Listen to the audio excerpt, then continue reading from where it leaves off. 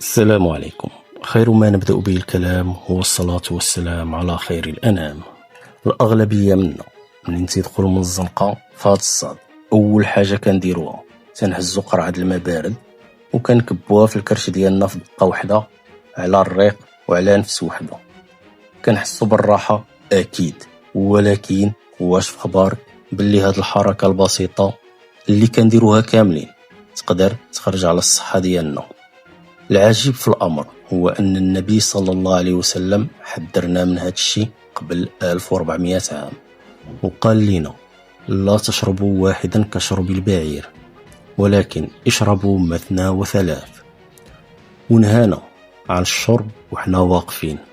العلماء والأطباء اليوم مصدومين حيث عاد اكتشفوا الحكمة الطبية وراء هذا الكلام. أجي نشرح لكم شنو تيوقع. أول حاجة، علاش خصنا نجلسو؟ فاش كتكون واقف تشرب الماء دقة وحدة، الماء ما تيهبطش بالشوية، تيهبط بحال واحد الشلال هابط من الجبل. هذه الظاهرة في علم الفيزياء والطب سميتها الهيدروستاتيك بريشر. هذا الماء فاش كيهبط بهذه القوة والسرعة كيضرب نيشان في الجدار السفلي ديال المعدة وفي البواب اللي كيدي للأمعاء. هاد الضربات المتتالية مع الوقت والمداومة كيديروا ارتخاء في المعدة وصعوبة في الهضم. ولكن غير تتجلس سبحان الله الجسم ديالك كيرتاح تلقائيا وعضلات المعدة تترخى، وهذا الشيء كيخلي العملية ديال إفراغ المعدة تدوز بشوية وبتوازن. وهاد العملية علميا سميتها الغاستريك امبيتينغ.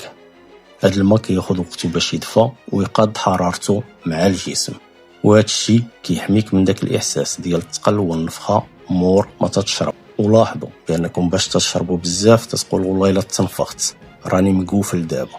ثاني حاجه، علاش 3 المرات وماشي دقه واحده بحال البعير؟ فاش كتشرب كاس كبير دقه واحده الدم ديالك كيخفف فيه تركيز الاملاح فجاه، الخلايا ديالك كتصدم والكلاوي كيجيهم ضغط كبير باش يطردوا هاد الماء الزايد في دقه واحده. داك الشيء علاش كتمشي للمرحاض بسرعه والجسم ديالك ما تيستافدش من الماء، بالعكس تتكون خويتيه. اما فاش تتشرب على 3 المرات وتتنفس برا الكاس بحال السنه، الجغمه الاولى والثانيه كتهيئ الجسم وتخليه يمتص الماء بالتدريج وبلا مجهود. الجغمة الثالثة كتوصل للجسم أعلى كفاءة، وهذا الشيء كيعطينا التوازن الداخلي المستقر اللي العلم كيسميه الهوميوستاسيس. لاحظ معايا هاد العظمة، هاد الشيء اللي عاد لقاوه الأطباء في القرن 21 قالوا لنا حبيبنا ورسولنا صلى الله عليه وسلم هادي 14 القرن. هاد الشيء كيزيد تيبين لنا باللي السنة النبوية ماشي غير عبادة كنربحوا فيها الأجر، بل هي دليل صيانة وبوصلة للنجاة لصحتنا اللي عطانا الله.